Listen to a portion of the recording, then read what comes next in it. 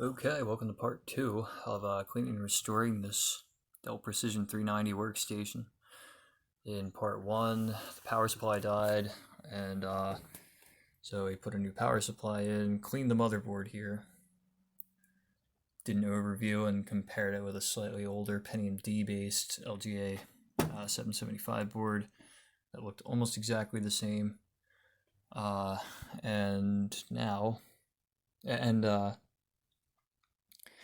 Also fixed the cage fan in here. Now that works good. What we're gonna do is put a solid state drive in this. Nothing particularly fancy, but sizable. Gonna put a secondary 1 terabyte Western Digital Gold in there. And because there was an activation screen coming up in the last video, what I'm gonna do is put Windows Vista Business on this machine here, and then we're gonna upgrade Windows Vista Business to Windows 7 Pro, and then we're gonna upgrade Windows 7 Pro to Windows 10, and then we might see what we can do about upgrading that to Windows 11. And then at this computer's upper limit, whether it's Windows 10 or Windows 11, I'm going to just stress test some things, run some games, and then finally going to install a Linux distro on this hard drive too, should I say on this SSD, and we'll compare how these same games run in the same Steam account from Windows 10 or 11, and then probably, I think I'm going to put Debian. I'll put Debian on that, and we'll see how it does, how it holds up. I have a different graphics card in here now. This is an XFX Radeon R7700, 1 gig, I believe it's a 1 gig GDDR5. Good graphics card, old graphics card, a little more appropriately aged, I guess. So, let's get to work. So, a fair bit of dust got in there. It's looking nice and okay. So here's the somewhat proprietary screw that goes into this case here. Just found this the Sony CDRW drive to go on the second bay, and as far as I know, yep, floppy drive also has one of these. There we go.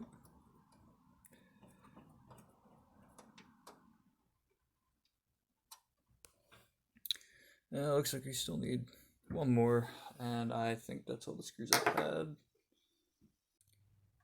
So, just move this one screw right over here, put it back up against this wall, and now this isn't shaking anymore, so this looks good. Here's what a hard drive looks like in this bay.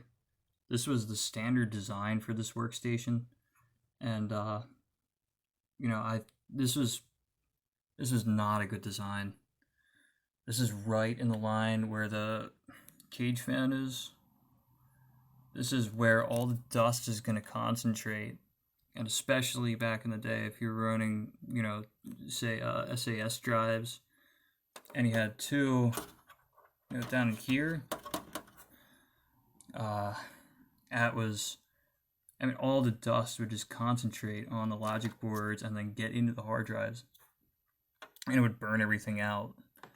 If I remember right, this workstation originally had 2 SAS drives in it, in these spots here, and then just that happened. They were caked in a really thick layer of dust, and they burn out, sadly. So I'm not even going to hook this up this way. I just wanted to demonstrate what it looked like. Come up, probably put it in here under the floppy drive. Okay, I think I found a reasonable compromise. Still got some nice clearance. I found slightly shorter screws. There's slightly shorter screws in here to guide it. got one over here. And then I've got a shorter one here to anchor it down. And fortunately all the threads match, everything matched together. So it's a little bit unusual. But again, it saves us having to put them down there. Okay. Looks like everything fits together well. Let's just take a look in here.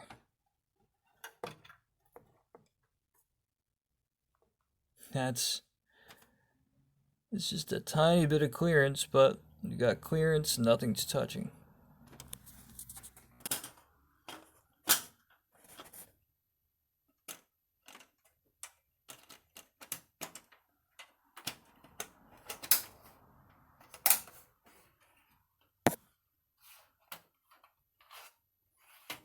Okay.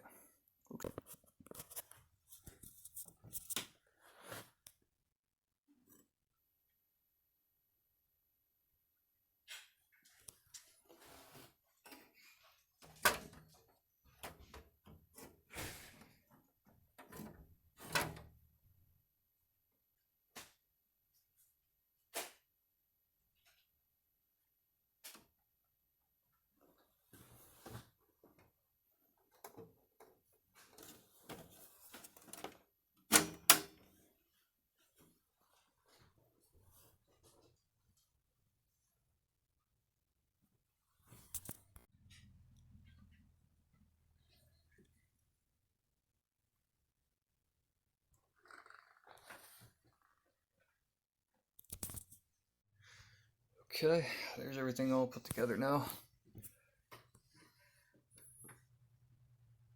This hard drive has just a little bit of a gap hanging out here. A 1 terabyte hard drive down here. We have a 3.5 inch floppy drive right here. What a contrast. Be that as it may, let's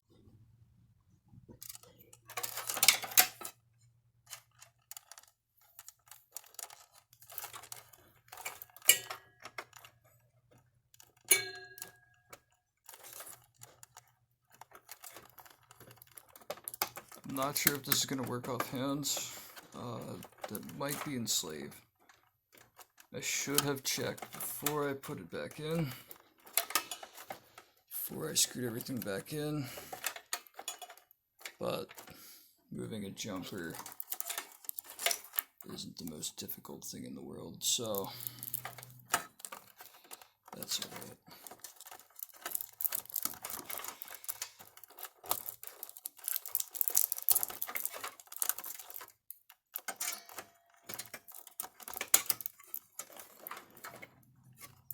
Lined up pretty well.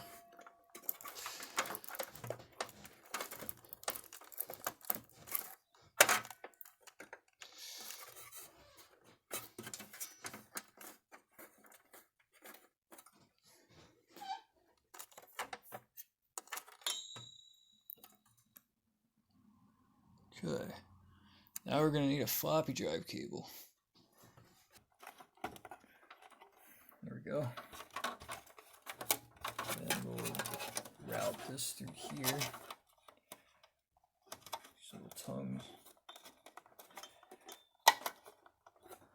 There we are.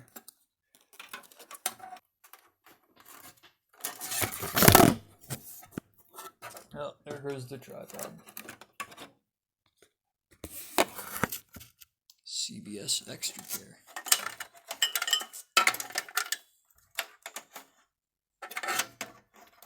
Maybe I can get all these people that help make the tripod.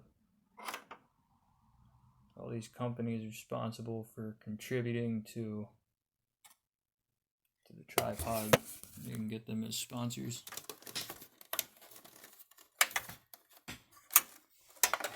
Probably not.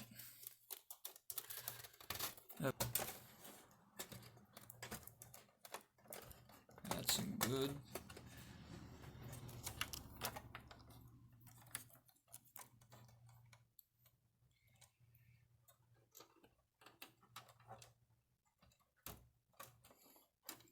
Got our power. So by design, from the factory.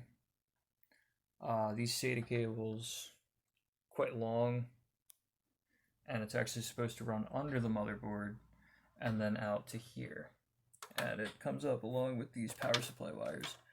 I decided to skip that for now. I'm gonna have to run the power supply wires under these fan cables. I might have to. Guess we still have to see where some of these are going.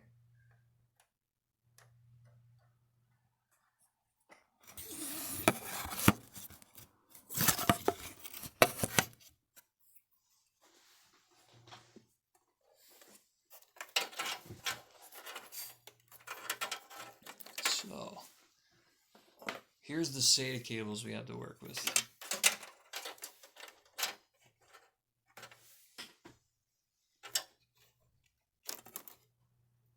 Got one that's really, really short, one that's really, really long. And we're just gonna have to work with what we got and find some creative way to route it. I'm gonna put both of these through here, tie it, just get my hodgepodge fan out of the way.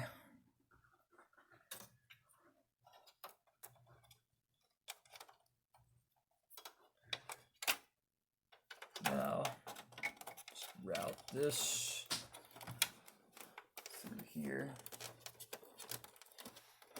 See if I can do it one-handed. There we go.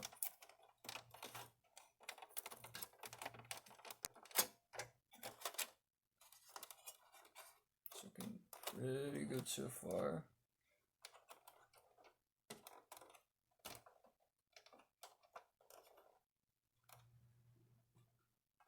It's looking nice. And now all we gotta do is, let's see if this will actually plug in first. Might have some clearance problems because it's one of those 90-degree connectors. They might be asking, hey, why don't you just get the right cables? Well, again, kind of a spiteful technician, and in this particular project with this old computer, I really just don't feel like spending any money. Really just don't feel like spending any money on it, so here, just give me a second.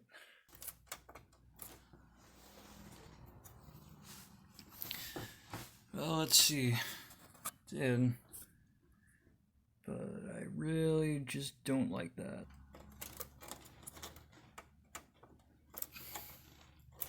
What's more important is that it's anchored, and this certainly says anchored. And that's about as anchored gets. For any more, it would be an abandoned JCPenney. Now,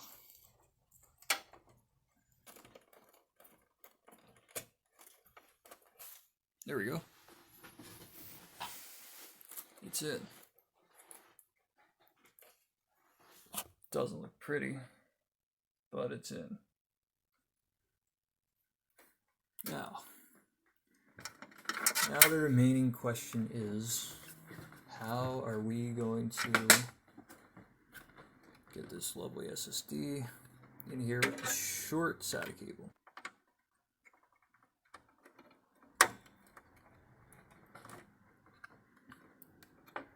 That's looking good.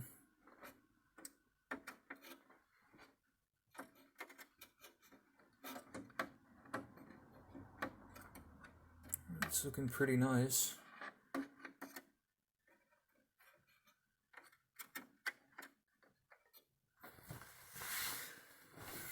Got brought up in the video where I was restoring the Xbox. That's one of my favorite things. It's one of my favorite things about solid state drives. Maybe it's an old sentiment, but just being able to have something just kind of hang like this you can run an SSD technically like this, and there's no major point of concern. I mean, other than it doesn't look very graceful.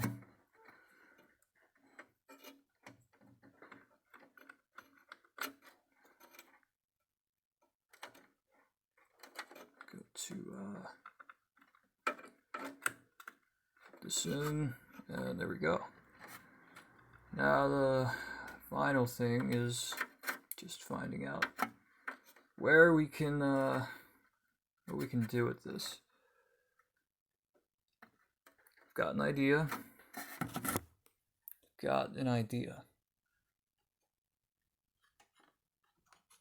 Actually, yeah.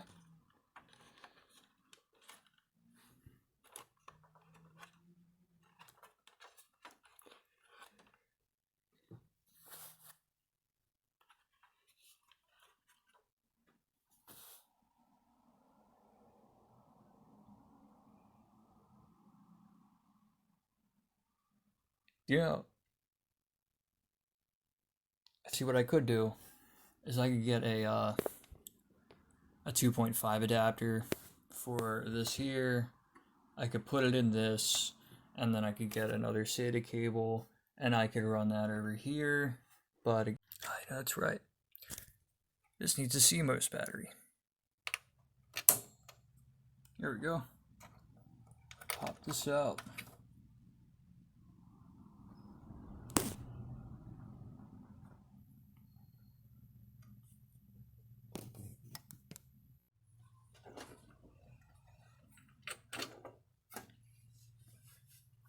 Whenever I put a CMOS battery in, I like to just kind of drop it in, let it kind of sit as it wants to, and then just pop it in. There it is. It's looking good, and we'll see if it still has charge. There's the old one. Tip. Well, sometimes when you don't have a professional means of installing things and you don't have special adapters and special parts, good old zip tie will do the trick. Only with an SSD.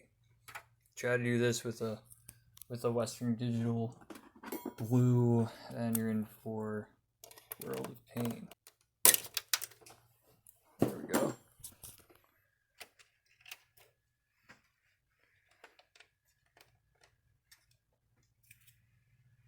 Here we are.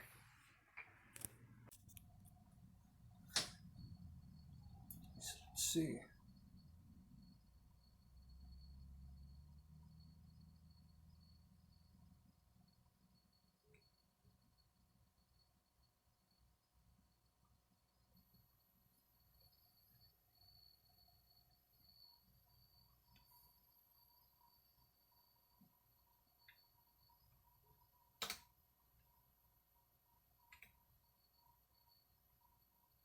Good, good, good.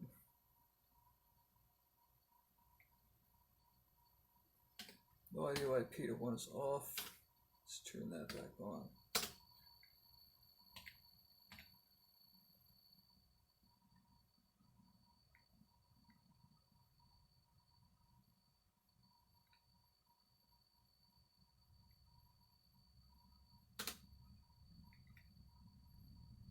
Let's turn speed stepping on.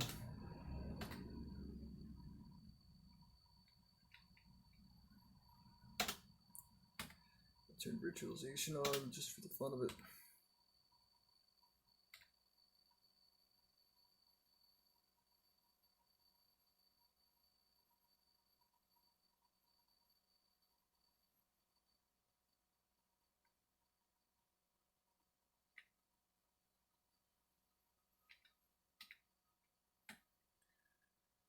Last but not least, let's try to set a date. Let's see. Today is August 2nd, 2021. And it's 1:57.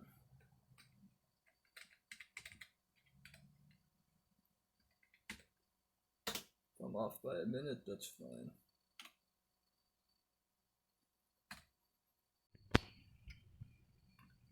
Well, as expected, looks like our drive's either in cable select or slave. This top one right here. So let's switch that out quick.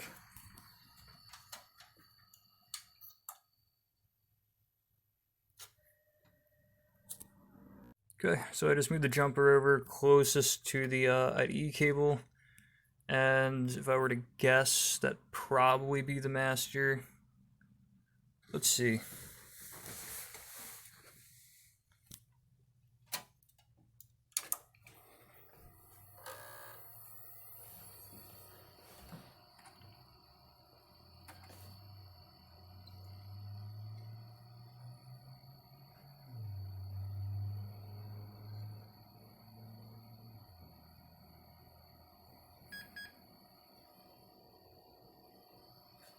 Good.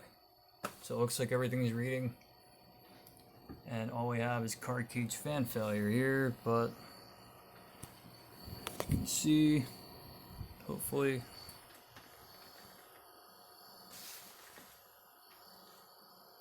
let's get the light on.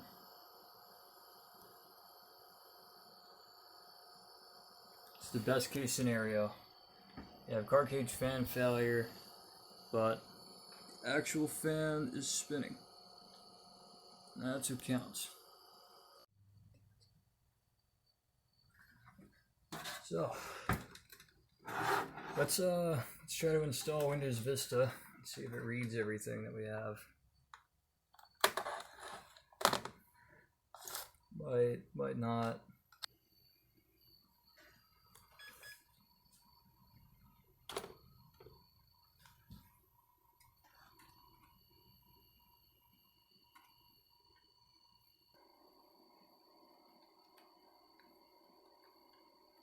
It is reading everything properly.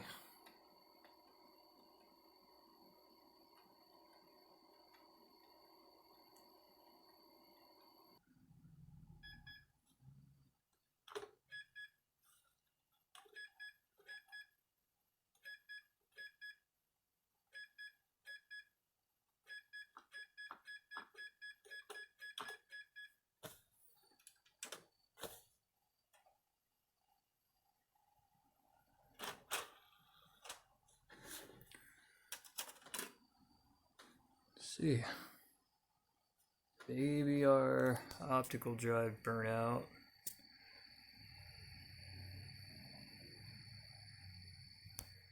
Maybe. I think Windows Vista is on a DVD, so this might get tricky.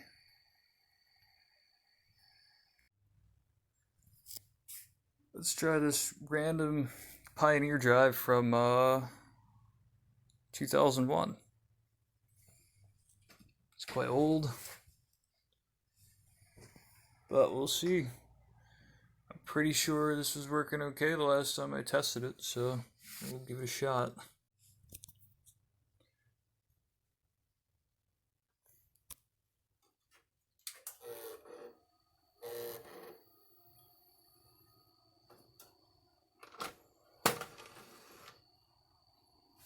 Okay, opens. It's got power. It's here.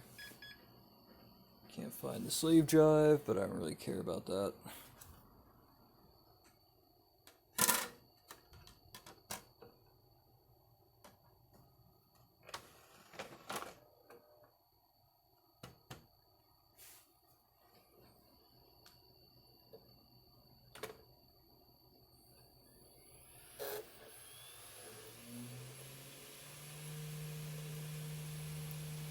Beautiful. I have no idea if this this drive here works or not anymore. It's very well worn. Might just have to take it apart and clean it up a little bit. This slave drive here, I kind of ran into the ground on an old Pentium computer, and should still work okay. We'll see.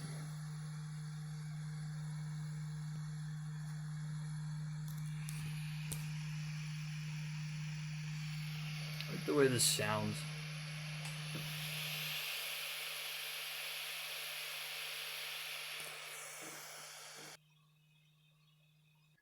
Next question is going to be, will Windows Vista recognize the SSD?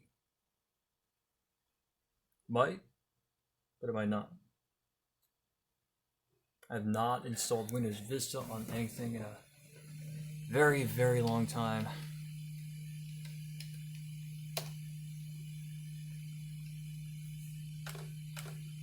This will probably be the fastest and most elegant install possibly ever for Windows Vista.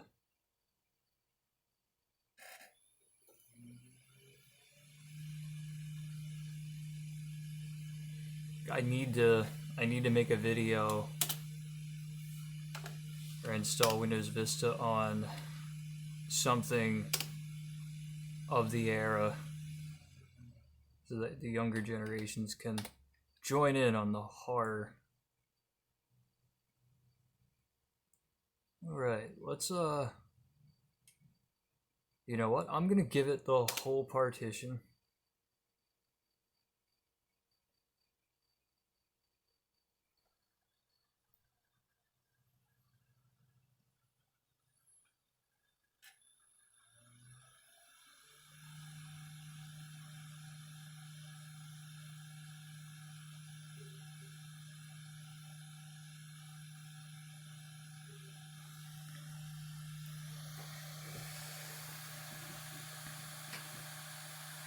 For some reason, I'd rather record this rusty, beat-up old DVD drive working than I would Windows Vista installing. Really got to give it function over form. But it's a design for Windows XP. It's ironic because you know, a lot of computers in this era had lower specs than a Core 2 Duo, and yet they'd have a like a Windows Vista Basic sticker on it, or what was it? Vista compatible, right? I'll tell you, camera angles have been the bane of my existence. Look at this.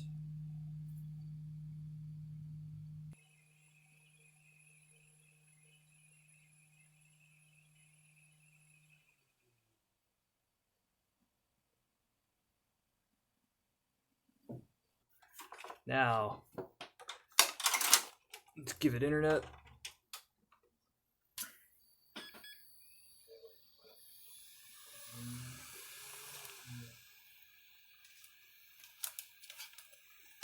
Let's give it sound. Let's plug in our mouse.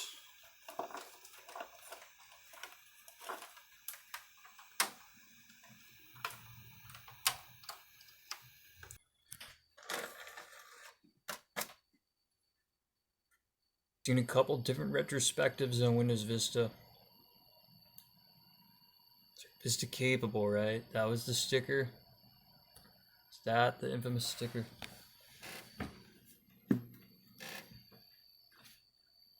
See if we have sound. Windows 10 still uses the same exact installation screen and everything.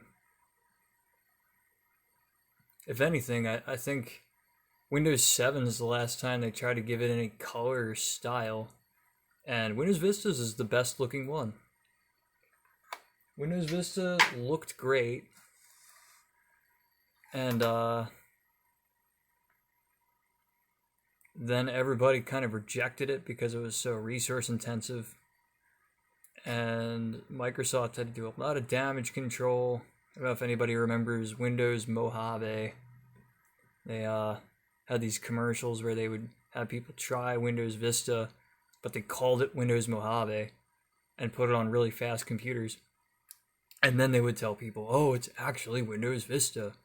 And that was like the damage is already really deep by that point, but it was Microsoft's way of kind of just being like, hey, it's not actually that bad. Just everyone's computers aren't powerful enough. Peasants. And of course, everyone took offense when Microsoft started dabbing on the peasants.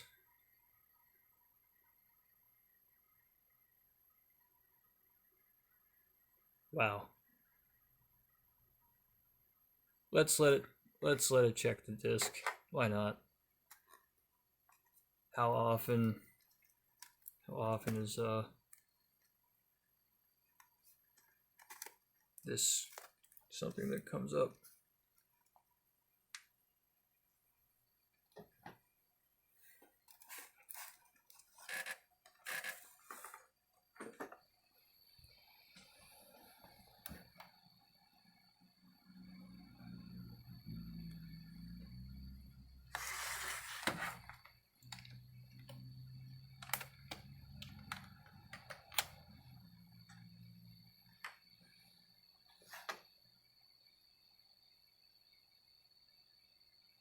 Isn't that the same chess piece from Windows XP? I'm gonna go with the dog.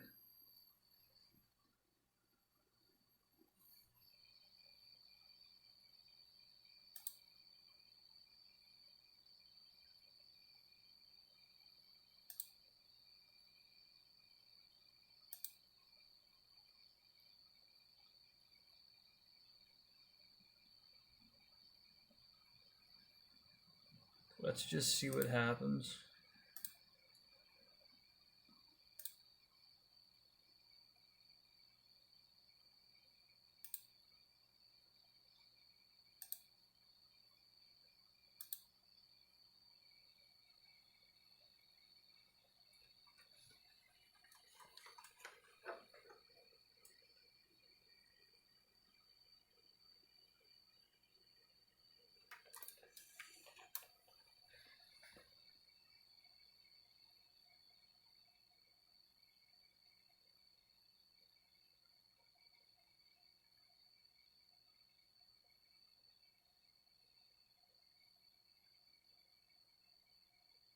This really was, in a way, the last like ambitious overhaul of Windows. I mean, they even went as far as to make a new icon for FreeCell. Meanwhile, I don't think they've had games as part of Windows for like a decade now. Windows Vista had Inkball. Inkball was great.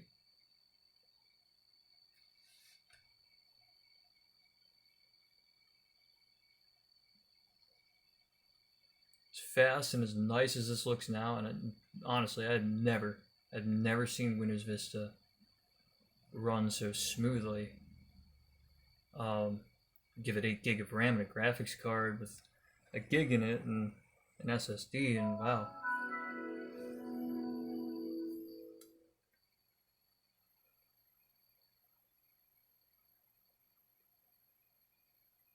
Never seen it run like this.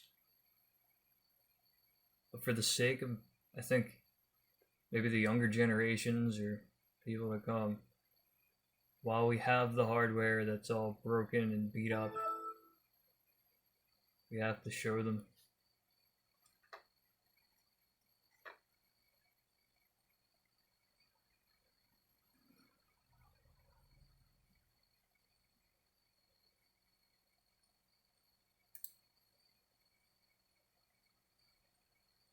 Let's do it.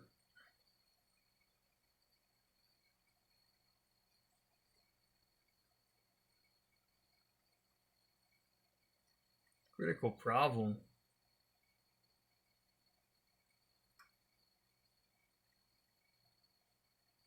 All I did was open up Internet Explorer.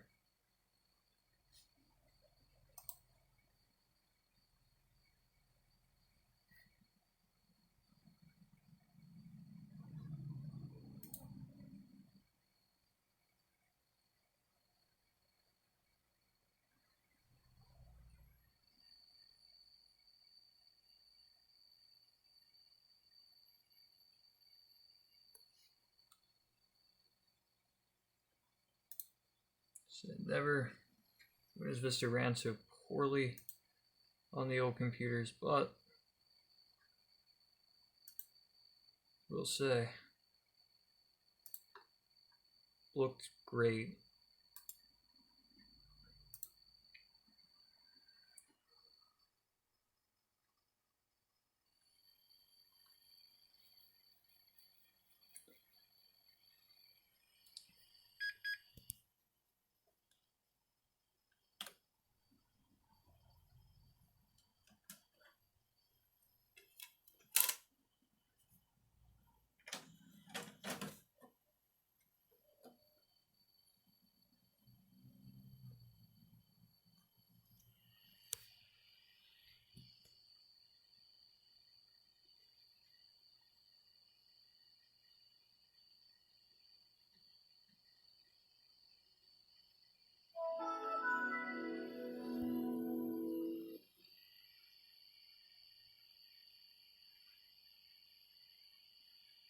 That was quick.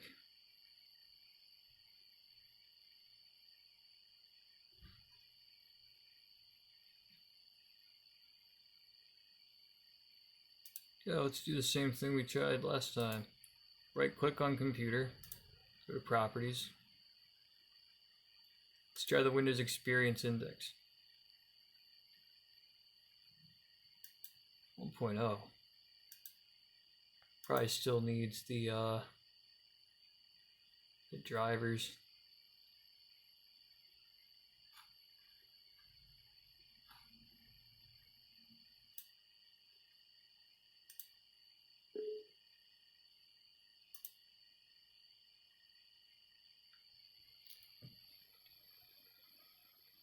Okay.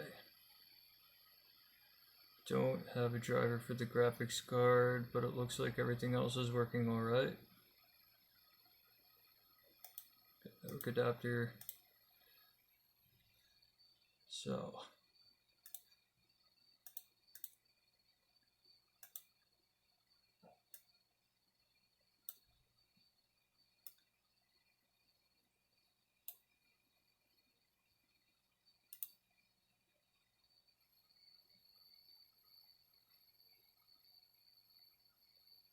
that is bizarre.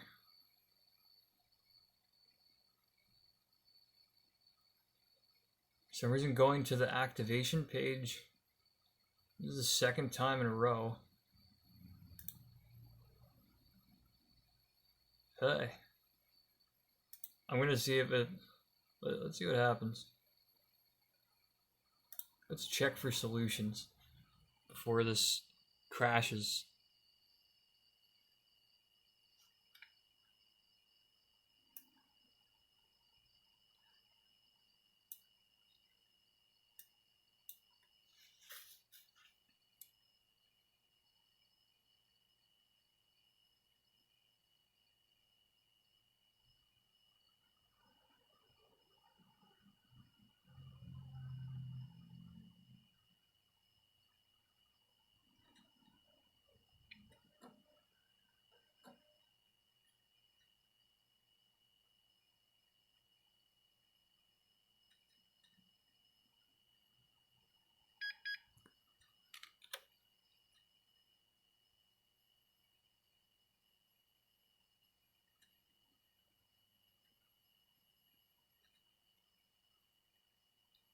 It's like less than 4 seconds every time. Loads so fast. Can't even play the startup sound all the way. So I'm just gonna try this one more time, I guess. Register Windows Online.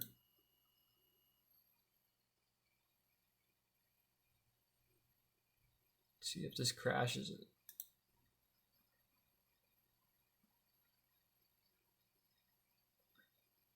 How peculiar.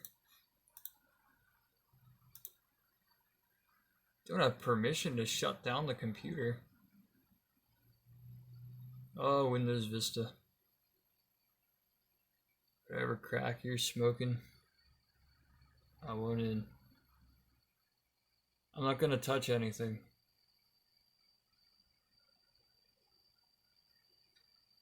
I can't because I don't have permission. I guess I'll play solitaire while it shuts down. Oh wait, it's Windows XP. Ah.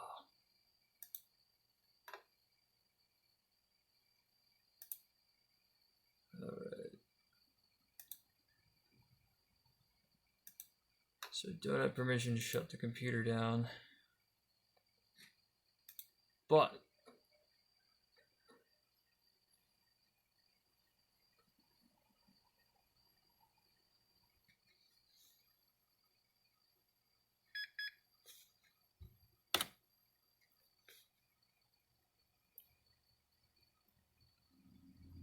maybe I spoke too soon. Windows Vista is running really fast, but I've never seen it break quite like this.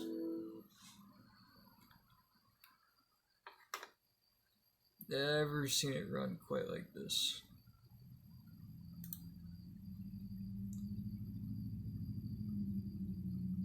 What happens if we try to shut it down normally? Okay.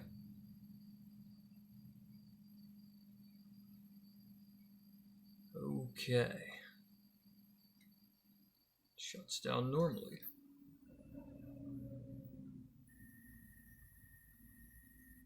How bizarre.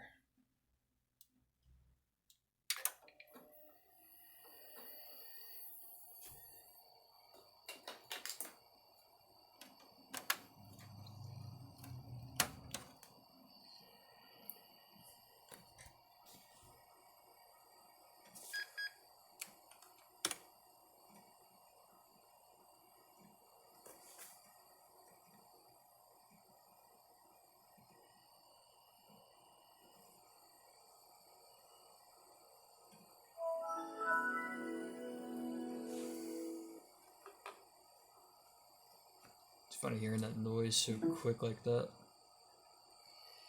Here I have this micro SD to SD to rather old USB converter. A makeshift flash drive out of it. So, register Windows Online for some reason causes this irreversible damage to the running environment. I wonder if that actually works on modern builds of Windows too and crashes it the same way. Let's see.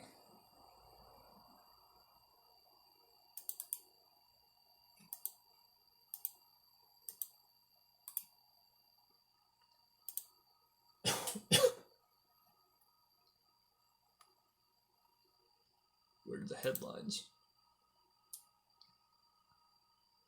Wow. Oh boy. So the toolbar, everything to do with the toolbar also. Okay. Don't have permission to shut down the computer. Does it make a second dialog box? Yes, it does. It's like I won solitaire, only the toolbar is broken, and so I'll just keep doing this until it finally shuts down. Jeez.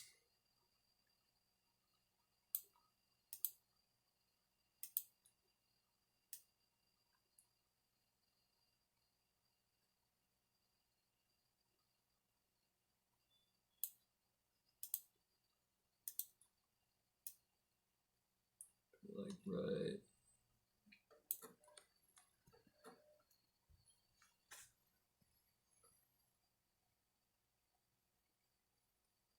I guess that's the game that came with it. You don't get solitaire, you get that.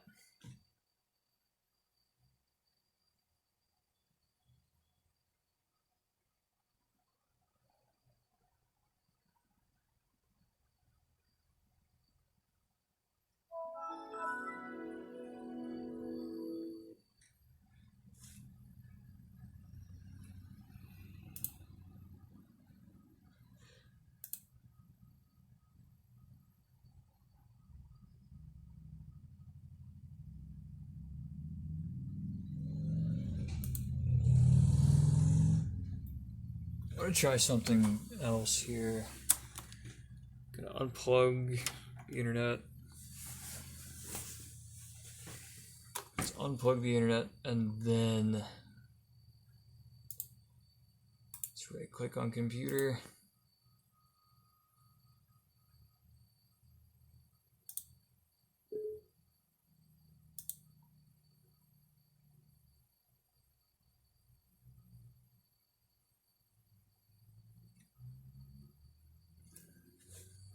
Now, I'm gonna put in a legitimate product key.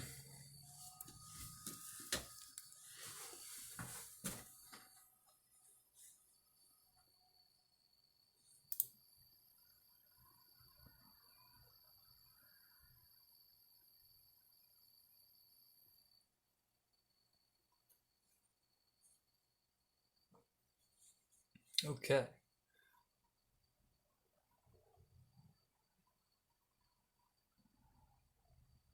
What happens if I kind of dread the idea of trying to activate this online. I think that's probably going to crash it.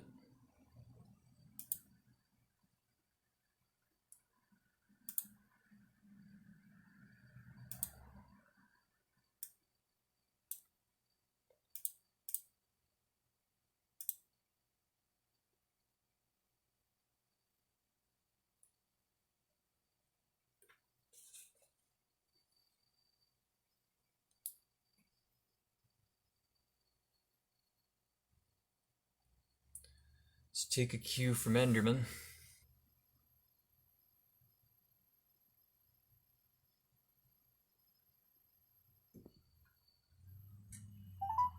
Welcome to Microsoft Product Activation Center. Para continuar en español, oprima 2. Pour continuer en français, appuyez sur le 3.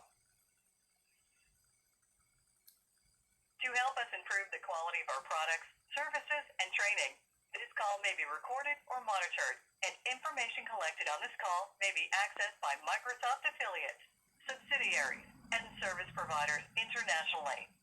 Epic. To consent to recording or monitoring of this call, press 1. Or to continue without recording or monitoring, thank you. This call may be recorded or monitored.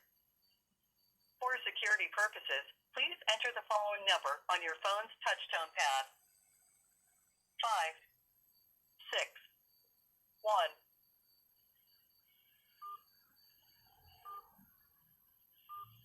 Thank you. Welcome to Microsoft Product Activation. Now, which kind of product would you like to activate? Please say Windows, Office, or say it's something else. Windows. Okay, Windows. Are you at your computer with the activation screen open? Please say yes or no. Yes. To reduce your effort, we can activate your product using your smartphone's display instead of our audio self-help system. To get started, I'll need to send a text message to your smartphone. Carrier text and data rates may apply. First, are you calling from a smartphone? No. Okay. Would you like to give me a different smartphone number so you can use that phone to activate your product? Say yes or no. No. All right. Let's continue with voice activation. Okay, now take a look at your screen. I'll ask you to tell me the installation ID. The installation ID is a long number broken into several groups. I'll ask you for one group at a time. Please say or enter the digits in group 1. 0, 0, 6, 0, 0, 6. Great. Group 2. 1, 0, 1, 0, 6, 1. Okay, now group 3. 7, 9, 9, 1, 0, 1. And now group 4. 5, 3, 6, 3, 9, 4. right. Group 5. 865201. Okay, now group 6. 410240. All right. Group 7. 303951. Okay, now group 8. 669080. All right. And finally, what's the last group? 832425.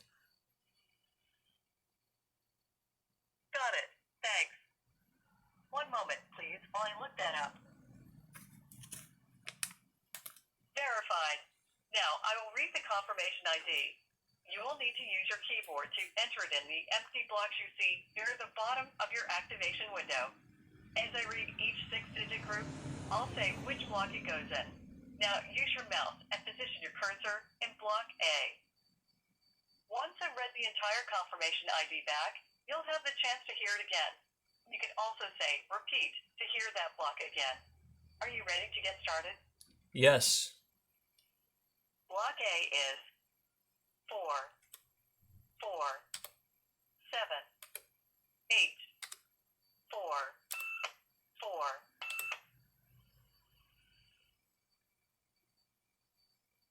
Block B is 2, 6, 8, 3, 2, 2.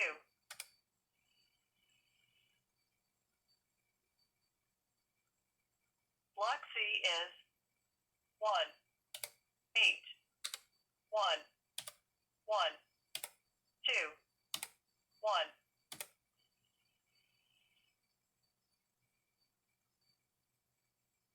Block D is 8, 0, 5, 1, 9, 3.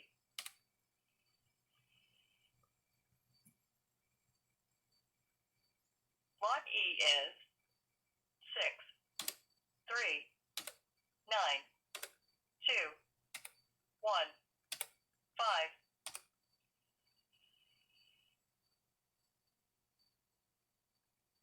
Block F is 4, 2, 7, 7, 2, 3.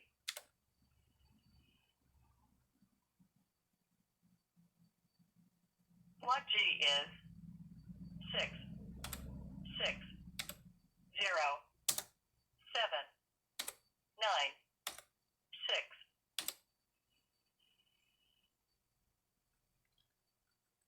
Block H is 3, 0, 8, 1, 2, 1. To return to the very first block, say start over.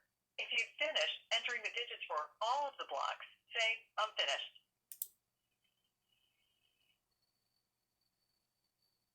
I didn't hear anything. You can say repeat that or I'm finished. I'm finished. It's done. Sorry. It's over.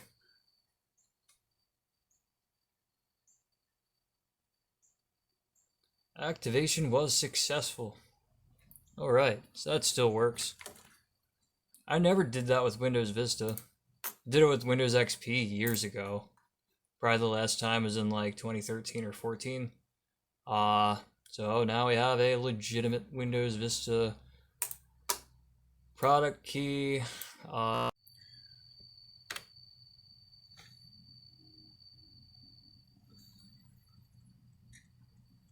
So I used another computer to go and get Firefox 52 ESR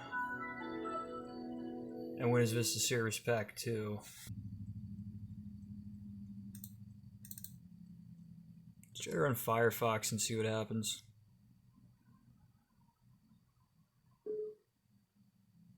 Oh boy, I don't miss that. Use the standard install.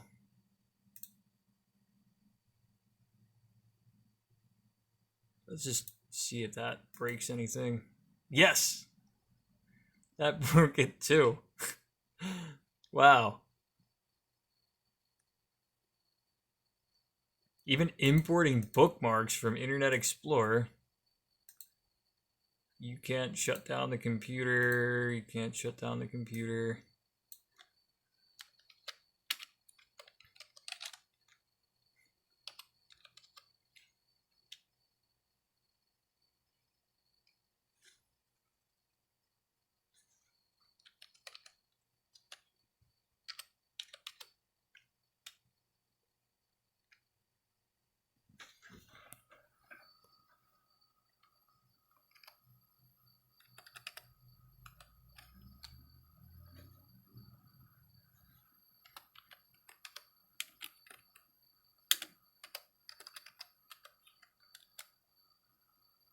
Of course, Windows can't run Game on Fools.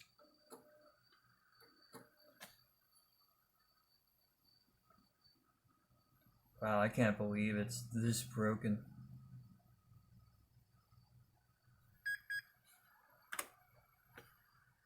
Glad I held off from updating Service Pack 2. But don't worry. Still a lot of fun to have. Unfortunately. Yeah, Sneak King, Windows Vista. What more can you ask for, right? Let's just use Firefox for a second. Runs fine. I think YouTube discontinued support for this version of Firefox. Pretty sure they did.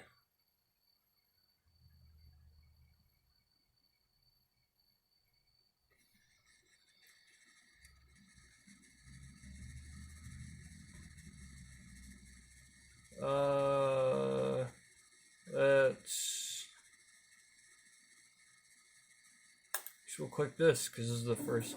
It's time to help people customize and save at Liberty Mutual. Oh no. No, it is not. Oh, it is not. Okay. Well, that works fine. Ads on YouTube offend me.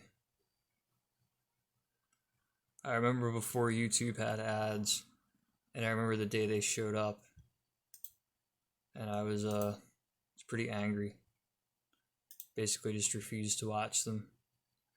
There was ways you could break it so it wouldn't play ads. And then uBlock Origin came out. If anybody uses uBlock Origin on my videos, please knock yourself out. I really don't care about monetization. I'm doing this for fun, and the whole YouTube money game is a little after my time.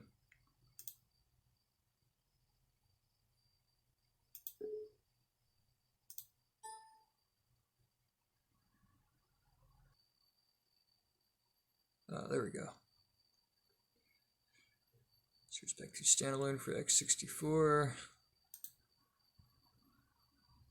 It's funny, I clicked the top one thinking by default it'd be 64-bit, but this is old enough that 32-bit was still the standard.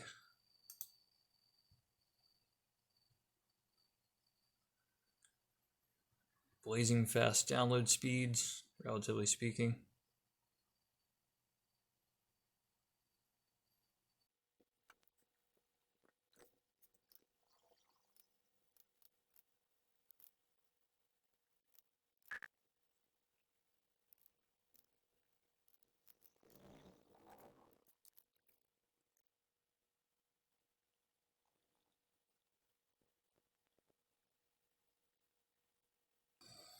Actually looks pretty good. Keep it out of harm's way. Keep it out of the dust. I guess, you know, if you lay this down on its side, and take the jewel out and then put the monitor on top, then you'd have these at a 90-degree angle, vertical, and it wouldn't be that bad. But something about just having them exposed like that, right in the middle of where all the dust is circulating, did not seem like a good idea. And like I said, the SAS drives in here, it burn out, and I'm gonna guess it was because of that design. Those were tough drives, and they only lasted like a year before all this dust got in them and inevitably caused some kind of irreversible damage. For some reason, the only time I can remember installing Windows Vista Service Pack 2, I remember it being a big ordeal. I can't remember if it was 32-bit or 64-bit. I have a computer in mind. It's a Pentium 4. It's like a Prescott Pentium 4 with one of those really big pipelines that came out in 2004, 2005. It has a little over 2 gig of RAM in it, but to have the full genuine Windows Vista experience, we're going to take the RAM out and run it with 512 megabytes. Then we're going to put Windows Vista on it. No SSD, no 1 gig of RAM or higher, no multiple cores, just a single core. I think it did technically have hyper-threading, but get the full old-fashioned Windows Vista experience. And experience the horror. See why everybody hated Windows Vista.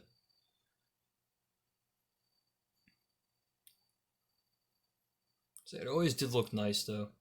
I hope I'm not repeating myself too much.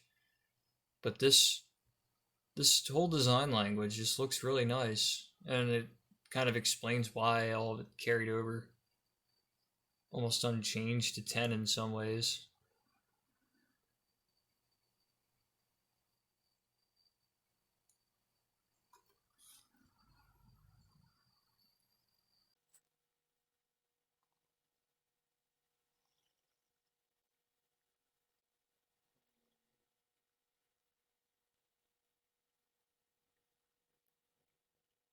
Windows Update is almost always broken all the time.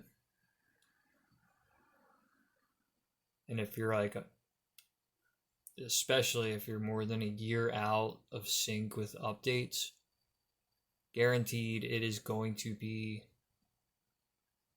a big ordeal trying to get that to work, trying to get all the new updates.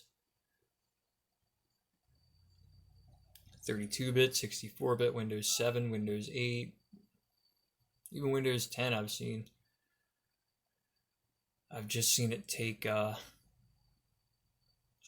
long time to do nothing and cause huge memory leaks. It's actually kind of nice. Took me back a little bit getting Service Pack 2 straight off of Microsoft's website, and it's the full Service Pack, and that was nice. Microsoft used to distribute what they called IT redistributables, and you could just download most of the updates manually. So that way, because Windows Update's broken, you could still get updates and patches. And then they gradually stopped doing that and really started leaning on everybody having to use Windows Update all the time. It's unfortunate.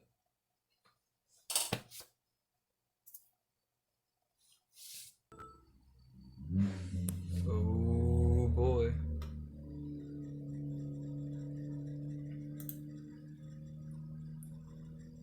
So,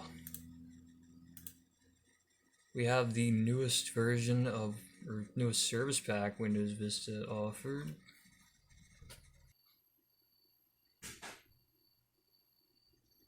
Internet Explorer feed store is unavailable. Really want to make a Sneed joke, but I can't Sneed.